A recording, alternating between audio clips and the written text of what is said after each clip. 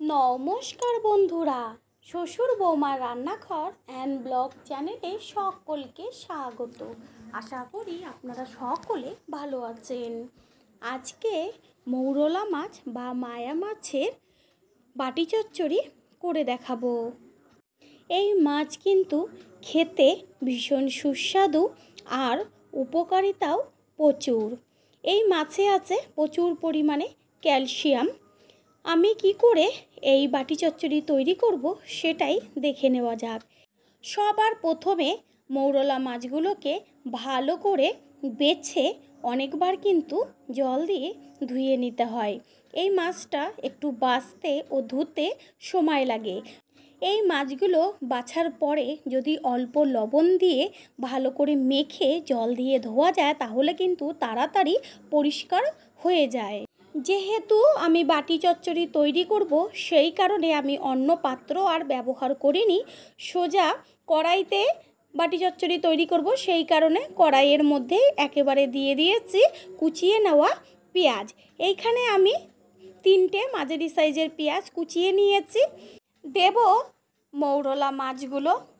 তারপর এক এক করে যেই উপকরণগুলো দেব সেগুলো হলো টমেটো কুচি। এইখানে মাঝারি সাইজের 2টো টমেটো কুচিয়ে দিচ্ছি। আর একটু সামান্য টকটক হলে কিন্তু ছোটো মাছের চচ্চড়ি খেতে খুব ভালো লাগে। একটা গোটা রসুনের থেকে অর্ধেকটা নিয়ে থেতো করে দিয়েছি। দেব চেরা কাঁচা লঙ্কা। এই রেসিপিতে আমি ব্যবহার করেছি আলু। এখানে সরু সরু করে লম্বা করে আলু কেটে নিয়েছি। কেউ চাইলে আলুটা স্কিপ করলেও করতে পারেন। দেব 1 চা চামচ হলুদ গুঁড়ো আর পরিমাণ অনুযায়ী লঙ্কার গুঁড়ো। এখানে ঝাল যে লঙ্কার গুঁড়োটা সেটাই ব্যবহার করেছি। একটু ঝালঝালি আমরা পছন্দ করি, সেই কারণে যে যেমন ঝাল খাবেন সেই অনুযায়ী দেবেন। দেব পরিমাণ অনুযায়ী লবণ। দেব সর্ষের তেল। এইখানে আমি 1 চায়ের কাপের হাফ কাপ তেল ব্যবহার করেছি। দিচ্ছি কালো জিরে আর হচ্ছে সর্ষের বাটা। কেউ সর্ষে বাটা স্কিপ করতে চাইলে করতে পারেন, তার পরিবর্তে জিরের গুঁড়ো ধনের গুঁড়ো দিয়ে রেসিপিটি তৈরি করতে পারেন। সর্ষে বাটা যে পাত্রে ছিল সেটা ধুয়ে দিয়ে দিচ্ছি পর্যাপ্ত পরিমাণে জল। জল বেশি লাগবে না, আলুটা সিদ্ধ হবে আর মাছটা সিদ্ধ হবে সেইভাবে জলটা দিতে হবে। এইখানে আমি ছোটো বাটির 1.5 বাটি জল দিয়েছি। আর গ্যাসের ওভেন ধরিয়ে গ্যাসের ফ্লেমটা হাই করে দেব জলটা ফুটা পর্যন্ত। পুরনো বন্ধুদের সব সময় পাশে থাকার জন্য অনেক অনেক ভালোবাসা। এবার যখন জলটা ফুটতে শুরু করবে ঠিক সেই সময় একটি ঢাকনা দিয়ে ঢেকে দিতে হবে।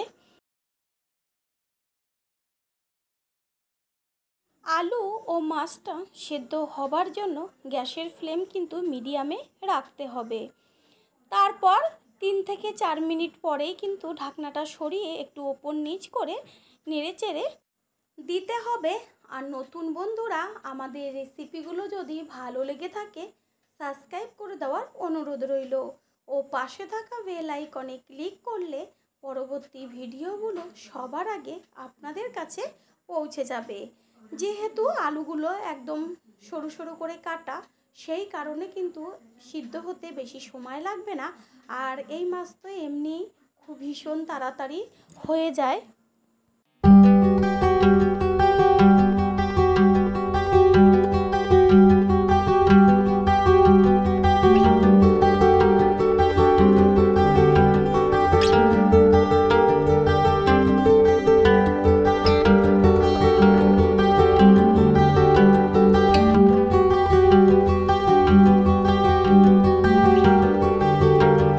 মাছ ও আলু দুটোই কিন্তু ভালোভাবে হয়ে গেছে। এর মধ্যে দিয়ে দিচ্ছি সবার লাস্টে কাঁচা সর্ষের তেল দিয়ে ভালো করে মিশিয়ে নিয়ে গ্যাস অফ করে দেব।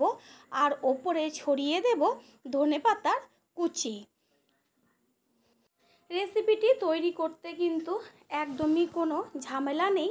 কম সময়ে দারুণ একটা রেসিপি তৈরি হয়ে যায় আর খেতেও কিন্তু দুর্দান্ত। গরম গরম ভাতের সাথে কিন্তু অসাধারণ লাগে খেতে। আশা করি রেসিপিটি ভীষণ ভালো লাগবে। আর যদি ভালো লেগে থাকে লাইক, কমেন্ট ও শেয়ার করে অবশ্যই জানাবেন।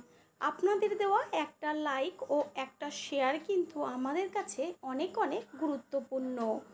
আপনারা সকলে ভালো থাকবেন, সুস্থ থাকবেন। আবারও দেখা হবে অন্য কোনো রেসিপির এপিসোডে।